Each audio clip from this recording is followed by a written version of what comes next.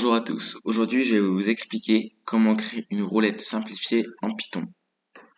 Tout d'abord, vous allez avoir besoin des modules OS, Random et Math. Donc vous pouvez déjà les importer, et plus particulièrement Ceil et Randint. Ceil pour arrondir des nombres à l'unité près, et Randint pour donner un nombre aléatoire entre deux paramètres donnés, comme vous pouvez le voir ici, entre 0 et 49. Donc tout d'abord, on demande un capital de départ, qui sera un nombre entier, donc de classe int, pour que le joueur ne puisse pas parier plus que ce qu'il est prévu. Et donc on enferme tout notre programme dans une grande boucle tant que le capital de départ est supérieur à 0. Donc tant que le joueur a de l'argent, on exécute le programme. Sinon on dit qu'il n'a plus d'argent, la partie est finie, et on met le système en pause. Voilà.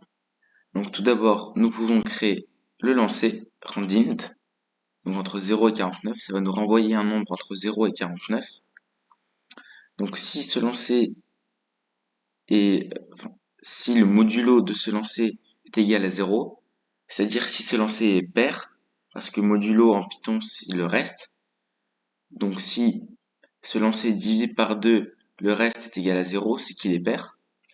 Donc on dit que notre lancer est pair et notre lancer est impair, n'est pas impair. Sinon, on attribue true à lancer impair et false à lancer pair.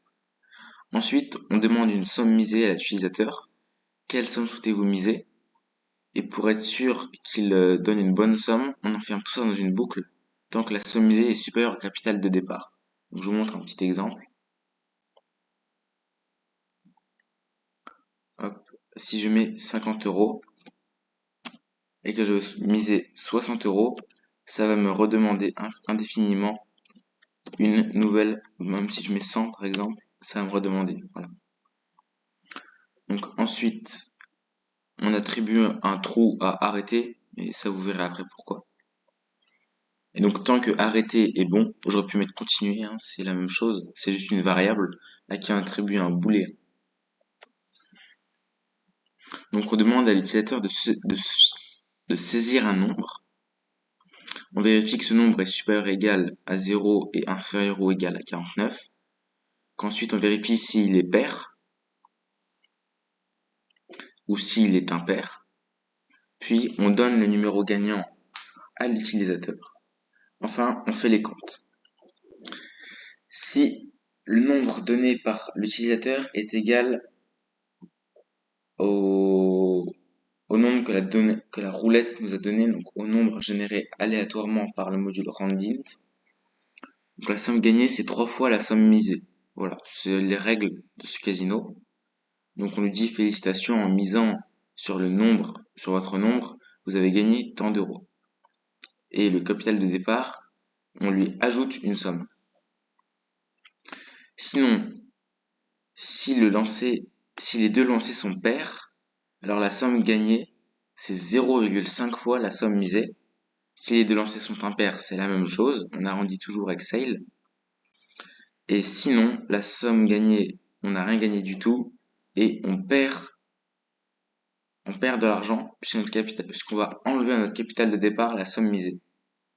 Donc voilà, et puis à la fin, on met la petite phrase. Donc je vous propose de tester tout ça. Hop, c'est pas grave. Donc, je vais commencer avec 50 €. Je vais miser 20 € sur le 3. Donc là, on voit que le nombre gagnant est le nombre de 39. Donc 39, comme le nombre 3 est un nombre impair. Donc en misant sur 3, j'ai gagné 10 € et mon capital est maintenant de 60 €. Maintenant, je veux rejouer, par exemple en mettant, disons, 50 € sur le 49. Hop, 49, le nombre gagnant est le nombre 21, donc encore un nombre impair. Donc j'ai encore gagné 0,5 fois ma somme misée, donc 25 €, auquel on ajoute le capital des départ. Maintenant, je vais faire un qui tout double, je vais tout miser, c'est-à-dire mes 85 € sur le numéro 24. C'est très grand, 24. Oh, et c'est tombé sur un nombre pair. Donc j'ai encore gagné la moitié de ma somme misée, sur 85 euros, qui s'ajoute à mon capital de départ. Donc je vais le faire jusqu'à ce que je perde, hein, pour vous montrer. 128 sur le 6 par exemple. Hop, et voilà. J'ai choisi le 6, mais le nombre gagnant était le nombre 11. Donc j'ai perdu, je n'ai plus d'argent, et la partie est finie. Voilà, je ne peux plus jouer, à moins de relancer. Donc voilà, j'espère que vous aurez bien aimé ce petit tutoriel. Je vous mettrai le lien de mon GitHub dans la description. N'hésitez pas à liker, à vous abonner s'il vous plaît, ça m'aide beaucoup. Et si vous avez des questions, n'hésitez pas. Au revoir.